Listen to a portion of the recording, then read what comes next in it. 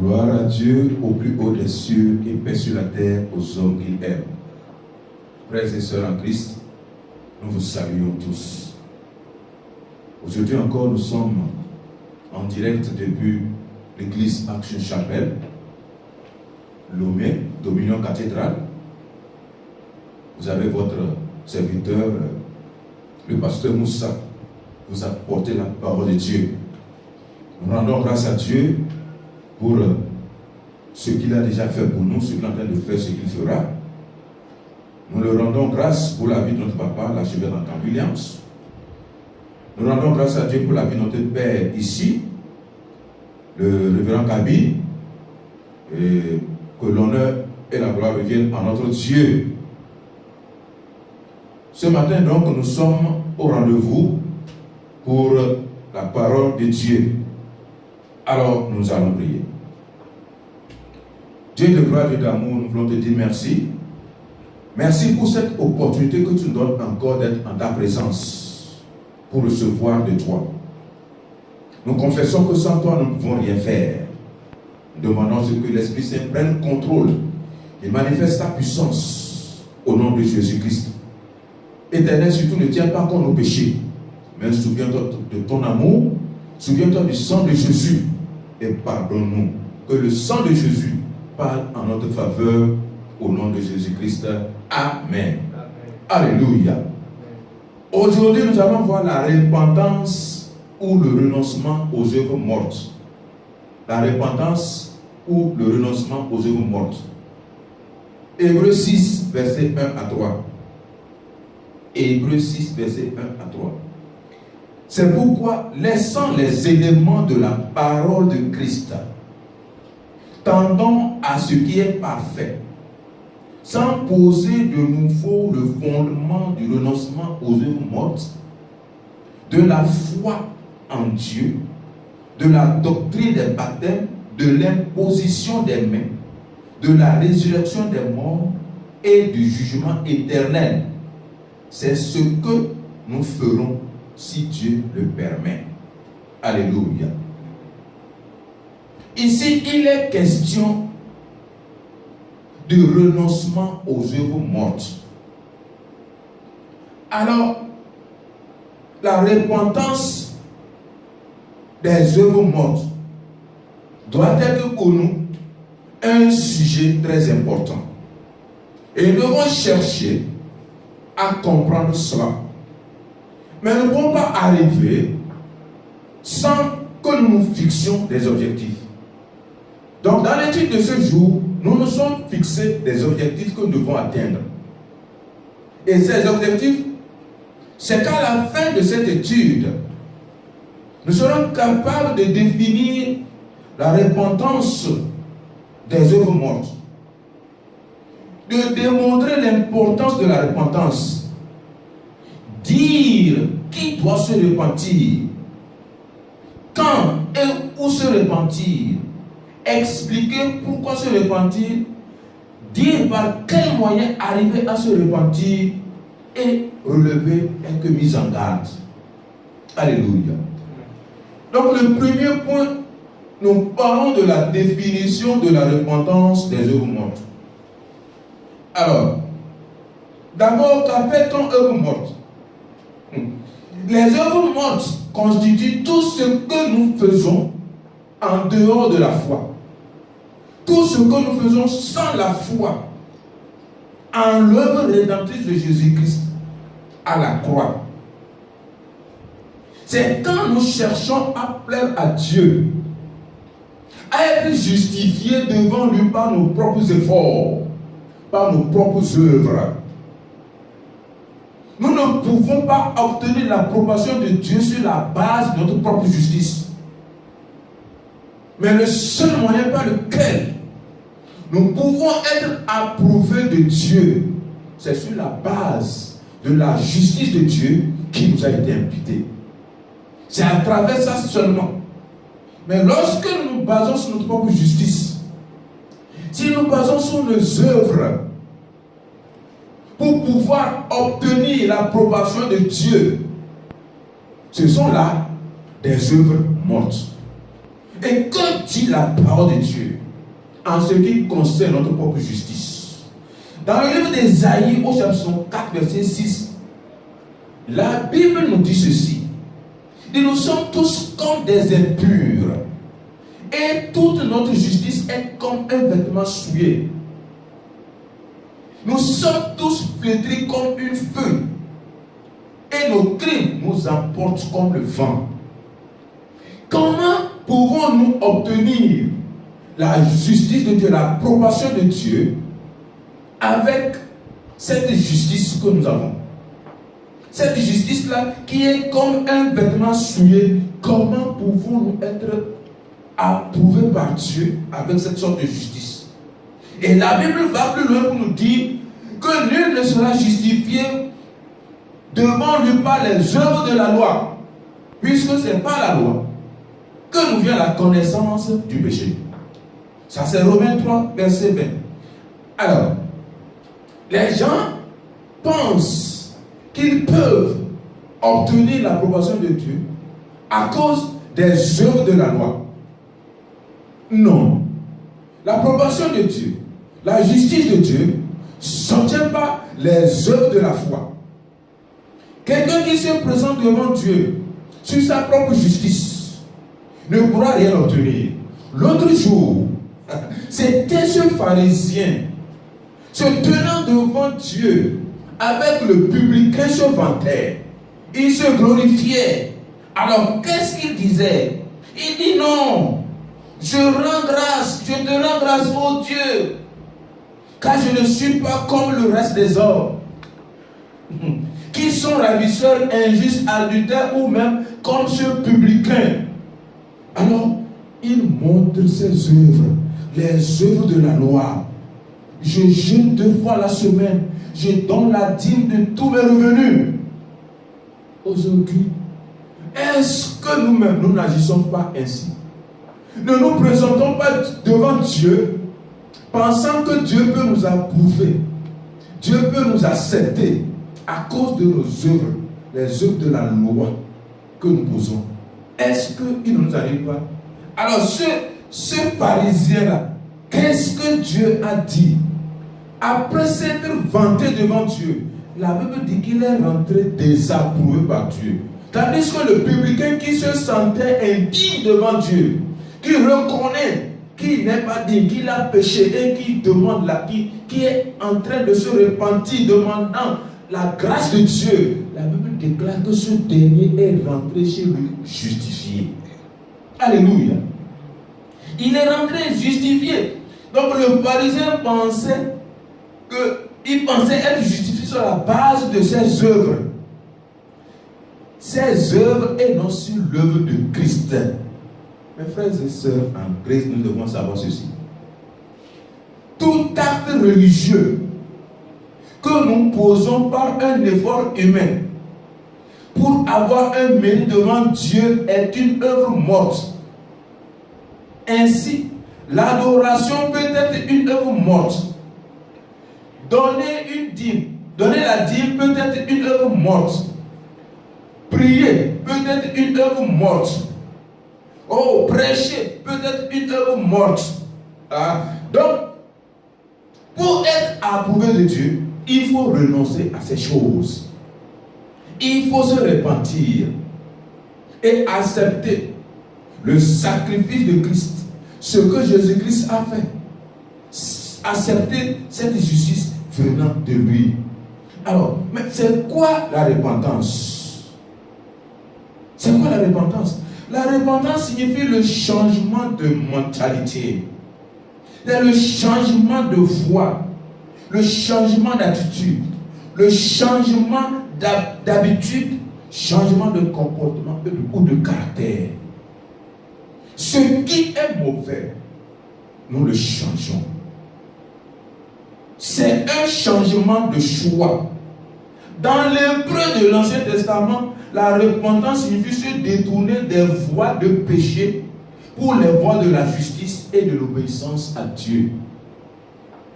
Je dis dans l'hébreu de l'Ancien Testament, la repentance signifie se détourner des voies de péché pour les voies de la justice et de l'obéissance à Dieu.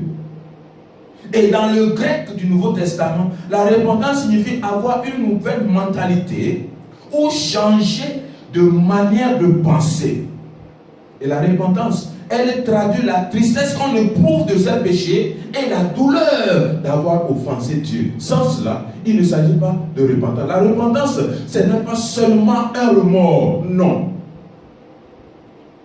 C'est associé à la tristesse. C'est associé à la douleur d'avoir offensé Dieu. Nous devons comprendre cela. Alors le deuxième point, quelle est l'importance de la repentance? L'importance de la repentance. Je l'ai dit plus haut. Aujourd'hui, la repentance, la prédication de la repentance est devenue monnaie rare. On ne prêche plus sur la repentance. Aujourd'hui, la prédication, c'est seulement sur les bénédictions, le matériel. Tu vas progresser, tu vas aller de l'avant, tu vas te marier. Mais on ne parle même plus de repentance. On ne se pose même pas la question de savoir est-ce que tout ce que nous faisons, est-ce que nous sommes sur la bonne voie, ou bien nous avons emprunté cette voie qui semble droite, mais qu'à la fin c'est la mort. Est-ce qu'on se rend compte de cela? Il n'y en a plus. Or, lorsque nous parlons la parole de Dieu, la Bible, surtout dans le Nouveau Testament, nous voyons que l'accent a été mis sur la prédication de la repentance. L'emphase a été mise sur ça. Alléluia. Jean-Baptiste a prêché la repentance. Il a prêché la repentance. Dans Matthieu 1, verset 2 et 3, la Bible fait comprendre qu'en ce temps-là parut Jean-Baptiste, prêchant dans le désert de Judée. Il disait, repentez-vous, car le royaume des cieux est proche. Il a prêché la repentance. Et le premier message de notre Seigneur Jésus-Christ portait sur la repentance. C'était son premier message qu'il a prêché. Dans Marc 1, 14 et 15, la Bible nous dit ceci. Après que Jean eut été livré, Jésus alla dans la Galilée, prêchant l'évangile de Dieu. Il disait, le temps est accompli et le royaume de Dieu est proche. Repentez-vous et croyez à la bonne nouvelle. Alléluia. Nous voyons ici Jésus-Christ, le Seigneur, prêcher la repentance. Dans Luc 24, 46, 47, il a encore prêché. La Bible nous fait comprendre qu'il a prêché encore la repentance. Et il leur dit, ainsi il est écrit que le Christ souffrirait et qu'il ressusciterait des morts le troisième jour et que la repentance et le pardon des péchés seraient prêchés en son nom à toutes les nations, à commencer par Jérusalem. Alléluia. Donc la repentance et le pardon des péchés devait être le message, devait être le thème de la prédication de tous les jours, de prêcher la repentance et le pardon des péchés. Et Jésus-Christ nous donne l'exemple ici. Alléluia. Les disciples ont prêché aussi la repentance. Matthieu 6, verset 12. Ils partirent, c'est-à-dire les disciples, et ils prêchaient la repentance. Pierre en a prêché. Dans le livre des Actes, au chapitre 2, verset 38, Pierre leur dit, repentez-vous et que chacun de vous soit baptisé au nom de Jésus-Christ pour le pardon de vos péchés et vous recevrez le don du Saint-Esprit. L'apôtre Paul n'est pas du reste. L'apôtre Paul n'est pas du reste. Lui aussi, il a prêché la repentance. Dans Acte 26, verset 19 et 20, il est écrit, en conséquence, roi Agrippa, il était en face du roi Agrippa. Et il prêchait cela, il dit, en conséquence, roi Agrippa, je n'ai point résisté à la vision céleste. À ceux de Damas d'abord, puis à Jérusalem, dans toute la Judée et chez les païens, j'ai prêché la repentance et la conversion à Dieu avec la pratique d'œuvres dignes de la repentance. Alléluia. Il a prêché la repentance d'abord à Jérusalem, dans toute la Judée, chez les païens. Il a prêché la repentance. Donc, au vu de tout ce que nous venons de voir, nous voyons l'importance de la repentance. Alors, si l'accent a été mis sur la prédication de la repentance, dans le Nouveau Testament, c'est pour cause. C'est pour cause. Parce que la repentance du péché est le mandat pour la survie. C'est le mandat pour la survie. Jésus-Christ a eu à expliquer que la voie qui mène à la vie éternelle passe par lui et par lui seul. Tous ceux qui rejettent cette voie périront tous dans leur péché. Périront tous dans leur péché. Alors le verset clé de la repentance se trouve dans Luc 13, verset 5. C'est là où se trouve le verset clé de la repentance. Il dit ceci: non, vous dis, mais si vous ne vous repentez, vous périrez tous pareillement. Vous périrez tous pareillement. Sans repentance, c'est la perdition. Sans repentance, pas de salut. Sans repentance, pas de vie éternelle. Si vous ne vous repentez, vous aussi vous allez périr comme ceux-là. Nous voyons ici l'importance de la prédication de la repentance. L'importance de la repentance elle-même. Alors, donc, nous allons continuer et nous allons voir le troisième objectif. Alors, qui doit se repentir? Qui doit se repentir? Alors, il est dommage. Il est dommage. Et c'est étonnant de voir que certains pensent qu'eux, ils sont à l'abri de la repentance.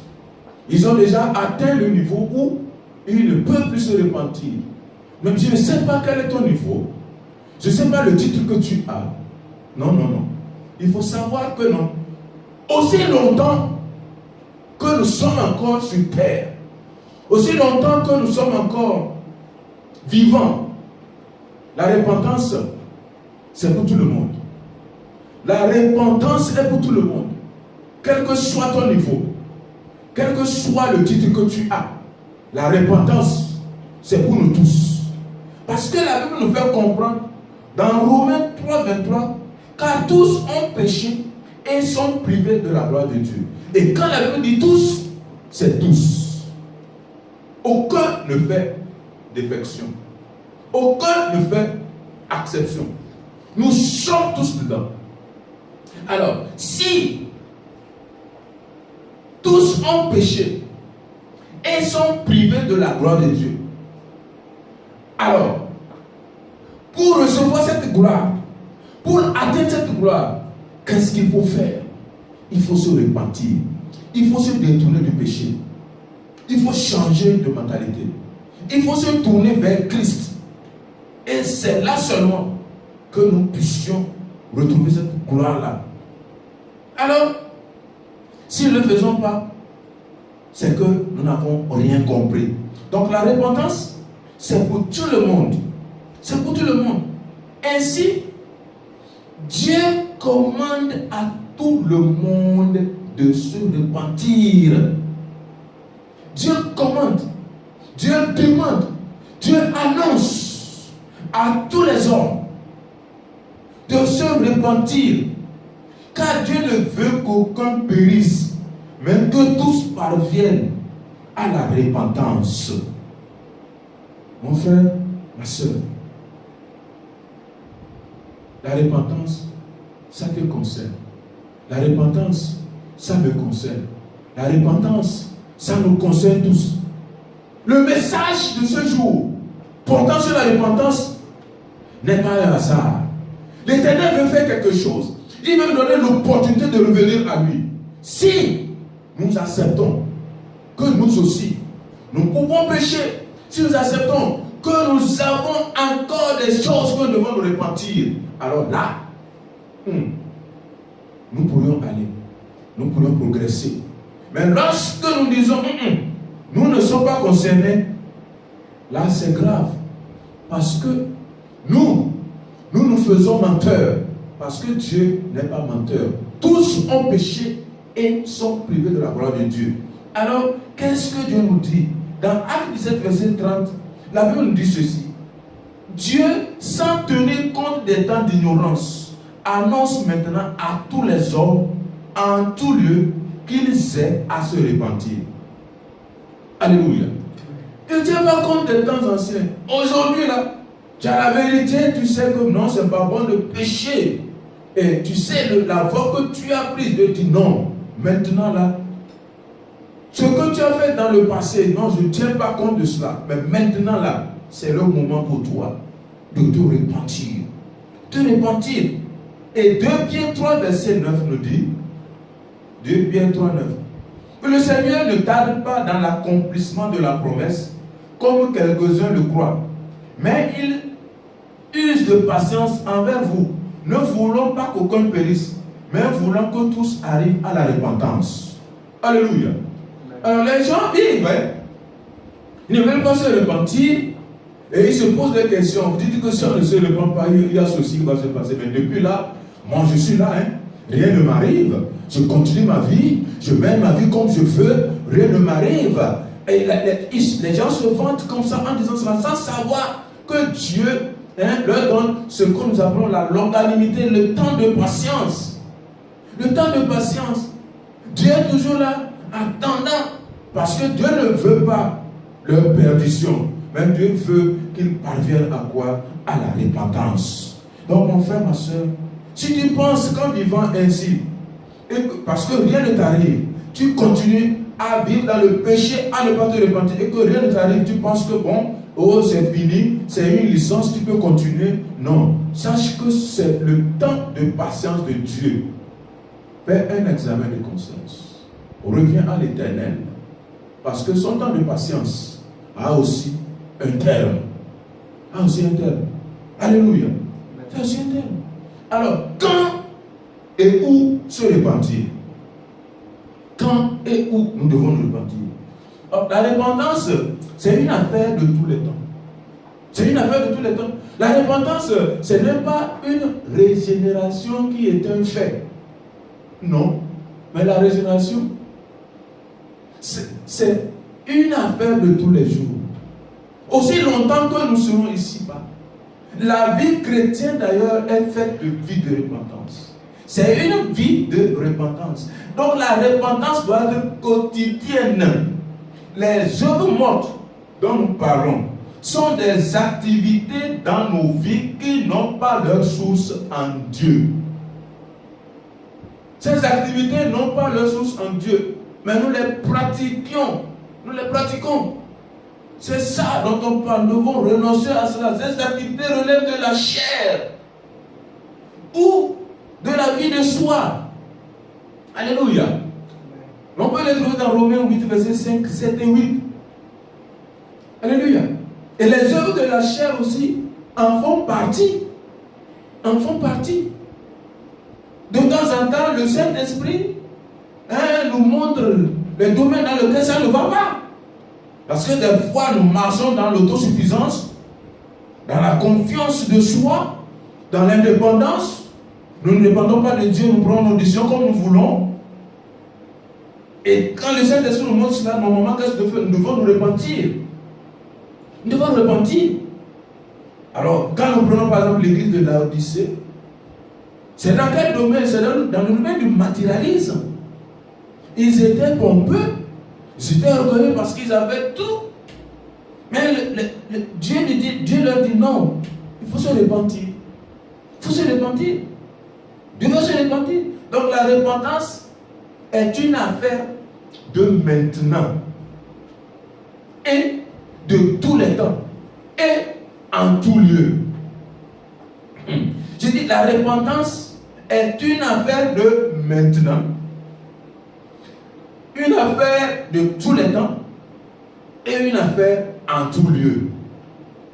partout où on est. Il suffit de se rendre compte. Tu te répands. Acte 17, verset 30. Acte 17, 30.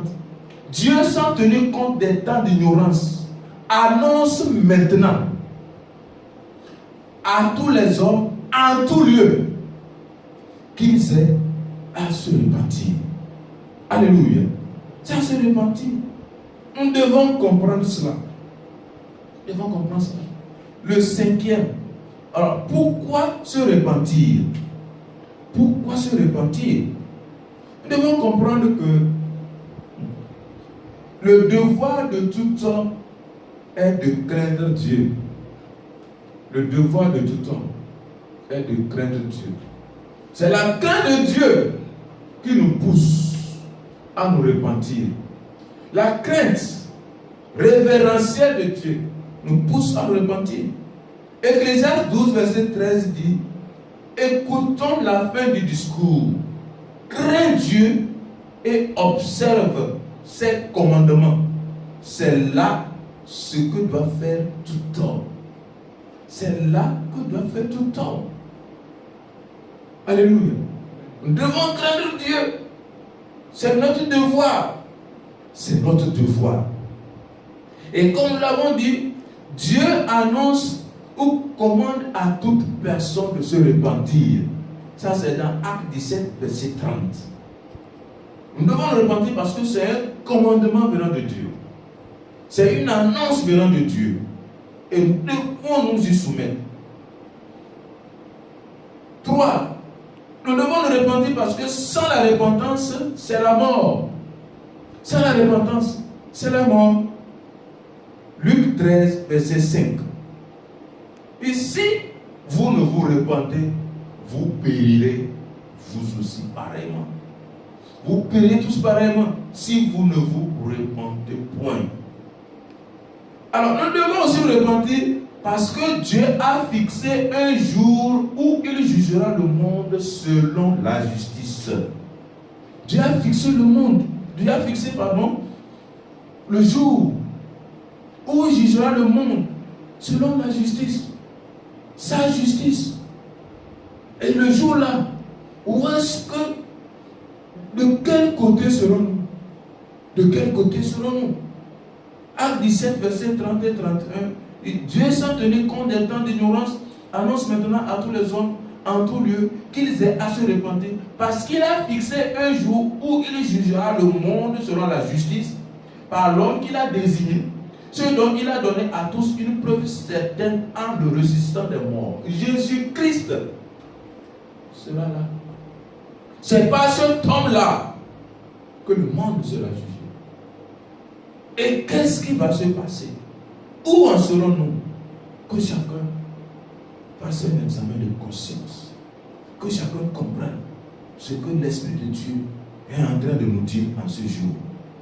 Alors, quand nous parlons de la repentance, nous devons nous demander par quel moyen nous puissions nous repentir. Par quel moyen? Nous devons savoir ceci. La parole déclare que ce n'est pas la force, ni pas la puissance, mais ce n'est pas mon esprit, dit l'Éternel. Nous pouvons avoir la force, nous pouvons dire que nous avons la capacité, mais si Dieu n'intervient pas, il nous sera difficile. Alors, sachant que nous n'avons pas de force venant de nous-mêmes, qu'est-ce que nous devons faire? Nous devons recourir à Dieu. Nous devons faire appel à Dieu pour qu'il nous aide, afin que nous puissions nous repentir. C'est Dieu lui-même qui pourra nous tourner vers lui. C'est lui qui pourra nous tourner vers lui. Le psalmiste a compris cela. Et dans le psaume 80, à trois reprises, le psaume 80, verset 3, 7 et 19, il prie à l'Éternel et dit: ô Dieu, ramène-nous et fais-lui ta face, et nous serons sauvés. Au verset 7, il dit: ô Dieu des armées, ramène-nous et fais-lui ta face, et nous serons sauvés. Au verset 19, Éternel, Dieu des armées, ramène-nous, fais-lui ta face, et nous serons sauvés. Alléluia. Il a compris que c'est Dieu seul qui peut l'aider revenir. Et Lamentation 5, verset 21 nous dit, fais-nous revenir vers toi. Dit, fais-nous revenir vers toi, ô Éternel, et nous reviendrons. Donne-nous encore des jours comme ceux d'autrefois. Alléluia. Mon frère, ma soeur, je ne sais pas où tu te trouves, mais ma prière, c'est que Dieu te fasse revenir. C'est que Dieu te fasse revenir. Que Dieu nous fasse revenir à lui. Et qu'il fasse lui sa face devant nous, afin que nous soyons sauvés au nom de Jésus-Christ. Alors c'est Dieu qui accorde la repentance. C'est Dieu qui accorde la repentance. Dans Acte 11, verset 18, il est dit ceci. Après avoir entendu cela, ils se calmèrent et ils glorifiaient Dieu en disant, Dieu a donc accordé la repentance aussi aux païens, afin qu'ils aient la vie. Alléluia. Dieu accorde la repentance. Veux-tu la repentance? Demande à l'Éternel. C'est un don. Il va te l'accorder. L'Éternel va nous l'accorder au nom de Jésus-Christ. Alors, il y a des choses que nous devons faire et des choses que nous ne devons pas faire. Ça, ce sont des conseils. Ce sont des mises en garde. Alors, pour que la repentance soit effective, il y a ce que nous devons faire et ce que nous ne devons pas faire. Alors, qu'est-ce que nous devons faire? Qu'est-ce que nous devons faire? Nous devons rechercher la sanctification. Nous devons rechercher la sanctification. Hébreux 12, 14 nous dit, recherchez la paix avec tous et la sanctification sans laquelle personne ne verra le Seigneur. La sanctification. La sanctification, nous devons comprendre que nous en avons de trois sortes. La sanctification est de trois sortes. Il y a la sanctification acquise. Depuis le jour où nous naissons de nouveau, Dieu nous déclare saints. Ça, c'est la sanctification positionnelle. C'est la sanctification positionnelle. Dieu nous positionne en cela. Et la deuxième sanctification, c'est la sanctification progressive. La sanctification de tous les jours. C'est là qui nous pousse à la repentance. C'est là qui nous fait reconnaître que nous ne sommes pas encore là où nous devons être. Alors cette sanctification-là, nous devons la chercher tous les jours. Et c'est elle qui nous pousse maintenant vers la repentance. Et la dernière sanctification, c'est la sanctification atteignable ou la sanctification finale. C'est là que nous ferons cette sanctification-là quand nous serons face à face à lui. Alléluia. Donc nous devons comprendre cela. Donc nous devons rechercher la sanctification. Et c'est ça qui nous pousse à la repentance. Que devons-nous faire encore? Nous devons veiller sur notre salut pour ne pas le perdre. Alléluia. Alors il y a certains qui pensent, non, c'est vrai, s'il ne tenait qu'à Dieu, on ne peut pas perdre le salut. Mais ça dépend de nous. Ça dépend de nous. C'est pourquoi Philippiens 2,12 nous dit, ainsi mes bien-aimés, comme vous avez toujours obéi, travaillez à votre salut avec crainte et tremblement. Non seulement comme à ma présence, mais bien plus encore maintenant que je suis absent. C'est en tout lieu. Ce n'est pas en face du pasteur que je dois travailler à mon salut avec crainte et tremblement. Ce n'est pas devant mes frères, ce n'est pas devant ma femme, ce n'est pas devant qui que ce soit, mais c'est devant Dieu. Et Dieu est partout. Je dois travailler. Il doit travailler à mon salut pour ne pas perdre ce salut-là. C'est très important. Maintenant, qu'est-ce que nous ne devons pas faire? Qu'est-ce que nous ne devons pas faire? Nous ne devons pas mépriser les richesses de la bonté, de la patience et de la longanimité de Dieu. Alléluia. Alors les gens se disent que non, Dieu est bon. Dieu est bon. Dieu est patient. Il n'y a rien. Mais sans savoir la raison d'être de la bonté, de la patience et de la longanimité de Dieu. Alors, que nous dit la parole de Dieu? Dans Romains 2, verset 4 dit, où méprises-tu les richesses de sa bonté, de sa patience et de sa longanimité, ne reconnaissant pas que la bonté de Dieu te pousse à la repentance. Quand Dieu est bon envers quelqu'un qui vit dans sa foi, cette bonté-là doit le pousser à la repentance. La bonté de Dieu nous pousse à la repentance. Nous devons comprendre cela. Elle n'est pas là pour faire de nous ceux-là qui demeurent, qui vivent, faire la vie du péché comme une licence et continuer à vivre comme nous voulons. Non. Non. Nous devons aussi refuser de demeurer dans le péché parce que la grâce abonde. Nous devons refuser. L'autre jour, l'apôtre Paul parlait de cela aux Romains. Il dit, là où le péché a abondé, la grâce a surabondé. Alors les pharisiens disent que, alors là, si c'est comme ça, on peut demeurer dans le péché afin que la grâce abonde. L'apôtre Paul dit, mais non. Vous avez mal compris. Il ne s'agit pas de ça. Alors il est dit dans Romains 6, verset 1, il dit, que dirons-nous donc? Demeurerons-nous dans le péché afin que la grâce abonde? Loin de là. Nous qui sommes morts au péché, comment vivrions-nous encore dans le péché? Alléluia. Devons refuser de demeurer dans le péché sous prétexte que la grâce abonde. Donc, parce que j'ai besoin de la grâce, il faut que je pêche. Je dois pécher plus pour que la grâce surabonde. Non, il ne s'agit pas de cela. Nous ne devons pas attrister le Saint-Esprit. Éphésiens 4, verset 30. N'attristez pas le Saint-Esprit de Dieu par lequel vous avez été scellés pour le jour de la rédemption. Ne pas attrister le Saint-Esprit. Quand on attriste le Saint-Esprit, on ne continue pas à l'attrister. On ne se répond pas. Il nous parle, on ne le veut pas. Il dit, on continue. Lorsque ça continue, cette tristesse-là va évoluer et le Saint-Esprit sera éteint. C'est là que nous allons éteindre le Saint-Esprit. Et ne pas aussi penser que cela n'arrive qu'aux autres. On pense que cela n'arrive qu'aux autres. Oui, lui là, c'est lui, pas moi. Mais ça arrive, ça peut arriver à tout le monde. Ça peut arriver à tout le monde. Vous savez, lorsque dans cette vie-là, la Bible dit que Dieu parle tantôt d'une manière et d'une autre, mais l'homme n'y prend pas garde. L'homme n'y prend pas garde.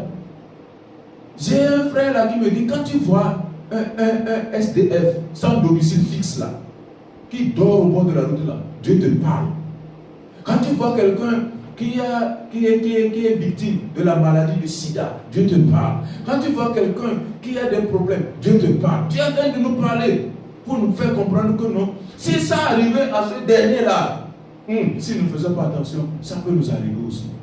Et c'est ce qui est arrivé dans ce passage de la Bible où les gens sont venus voir Jésus quand il y a eu un problème, quand il y a eu un massacre, quand le mur est tombé. Ils sont venus vers Jésus dans Luc 13, verset 2 à 5.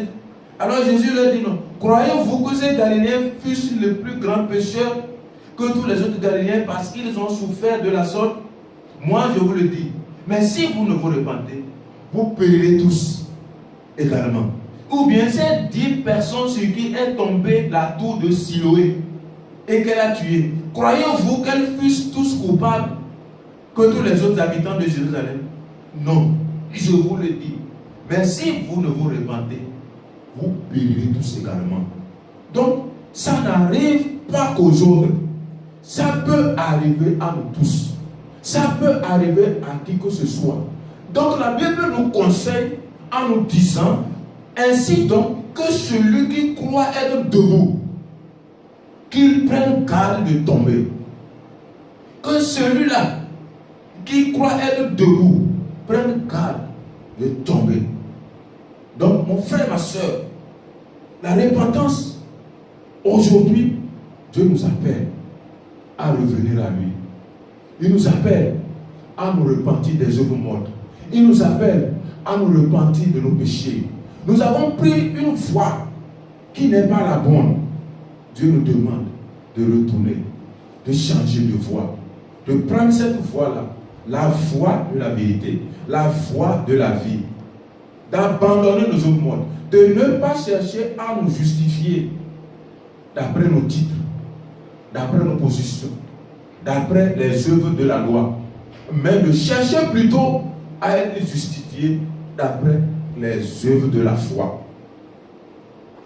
Que le Seigneur, qui a permis à ce que nous puissions être bénéficiaires de ce message, nous vienne en aide, qu'il nous assiste, qu'il fasse en sorte que nous menons une vie de repentance quotidienne. Que cela soit pour nous une vie de repentance quotidienne à partir de ce moment. Car il dit, si nous ne nous repentons pas, nous allons aussi périr. Alléluia. Nous allons prier.